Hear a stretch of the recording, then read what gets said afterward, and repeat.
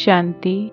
पिछले वीडियो में हमने जाना सही तरीके से आत्मा को जानना कितना महत्वपूर्ण है।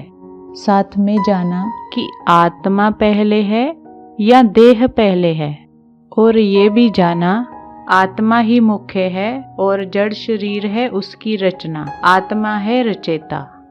और ये भी जाना आत्मा अपने कर्मों के संस्कार अनुसार वाइब्रेशंस पैदा करके अपने लिए सुख अथवा दुख की सृष्टि रचते हैं। आज जानेंगे जब आत्मा खुद का रचेता और शरीर है उसकी रचना, तो आत्मा के ऊपर ज्यादा ध्यान देना चाहिए या रचना अर्थात देह के ऊपर ज्यादा ध्यान देना चाहिए या दोनों के ऊपर ध्यान देना चाहिए। आज की दुनिया किसके ऊपर ज्यादा ध्यान देती है?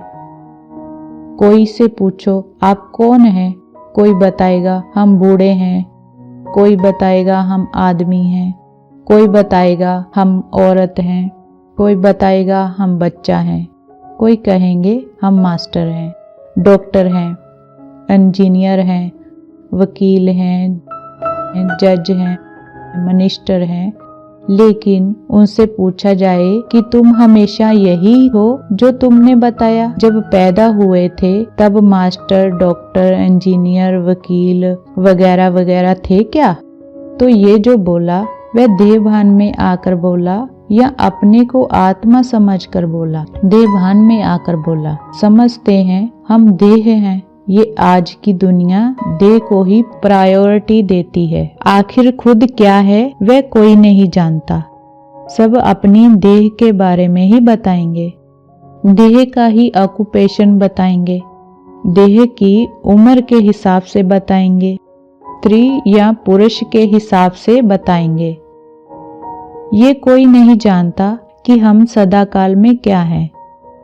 ये बात इस सृष्टि का मालिक एक ही परम पिता परमात्मा आकर के बताते हैं। कहते हैं कि तुम सब बिंदु बिंदु आत्माएं हो। इसीलिए भारतवर्ष में माथे पर बिंदी लगाते हैं। तुम आत्मा हो, आत्मिक स्थिति में टिकी रहने वाली हो तो टीका लगाते हो। तुम देह नहीं हो, बूढ़ा हुआ तब भी आत्मा है, पैदा हुआ था तब भी आत्मा है और सदा ही आत्मा है। आत्मा ये शरीर छोड़ देगी तो भी आत्मा रहेगी, किसी माता के गर्भ से जाकर जन्म लेगी। तो आत्मा सदा काल है।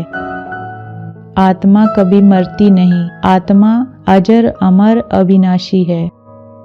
आत्मा की पाठ पक्का करने के लिए आइए सुनते हैं बाप दादा के महावाक्य। परखने की शक्ति को बढ़ाने के लिए बाबा कहते हैं, जैसे कोई निशाने तरफ किसी का खास अटेंशन होता है तो उनके नैन कैसे होते हैं। तीर लगाने वाले व निशाना लगाने वाले जो मिलिट्री के होते हैं वो पूरा निशाना रखते हैं। उनके नैन, उनकी वृत्ति उस समय एक ही तरफ होगी।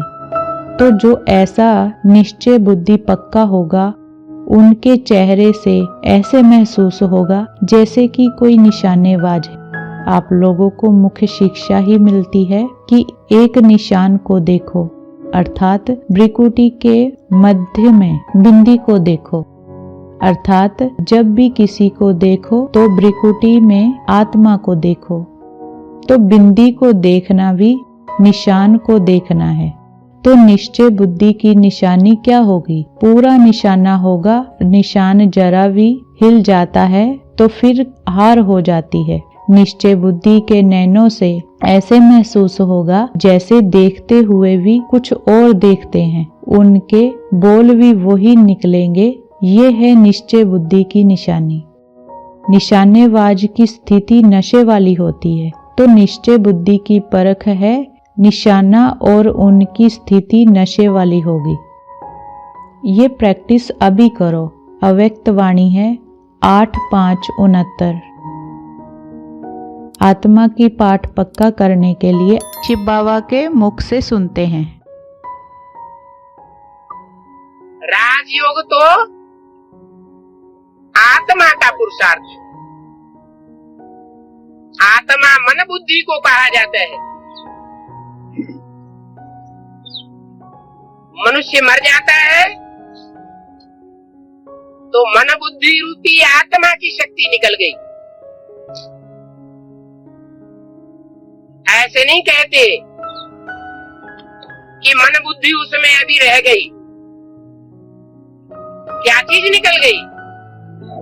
मनन चिंतन करने की पावर चली गई, फैसला करने की शक्ति निकल गई, और उस मन बुद्धि में जो अनेक जन्मों के संस्कार भरे हुए, अच्छे और बुरे संस्कार, वो मन बुद्धि के साथ ही चले गए। ये मन बुद्धि रूपी आत्मा ज्योति बिंदु के रूप में ऐसा छोटा सा रिकॉर्ड है, छोटा सा टैप है, जिसमें 84 जन्मों का पार्ट भरा हुआ है। ये आत्मा कितनी जबरदस्त कुदरत है। इसकी हिस्ट्री आकर के भगवान बाप बताता है।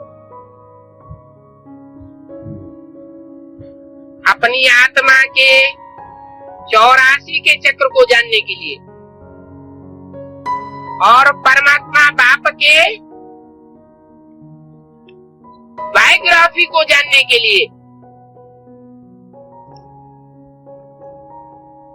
इसे एक संगम युग के जन्म में ही मनुष्य मात्र को मौका मिलना है, और मिलता है, मिल रहा है।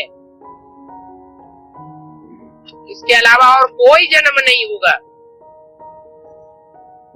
जहां मनुष्य आत्माएं अनेक जन्मों की राजाई प्राप्त कर सके।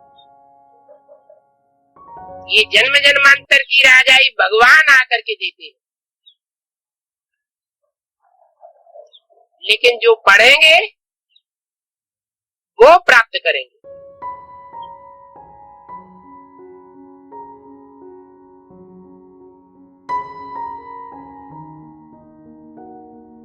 अच्छा, ओम शांति।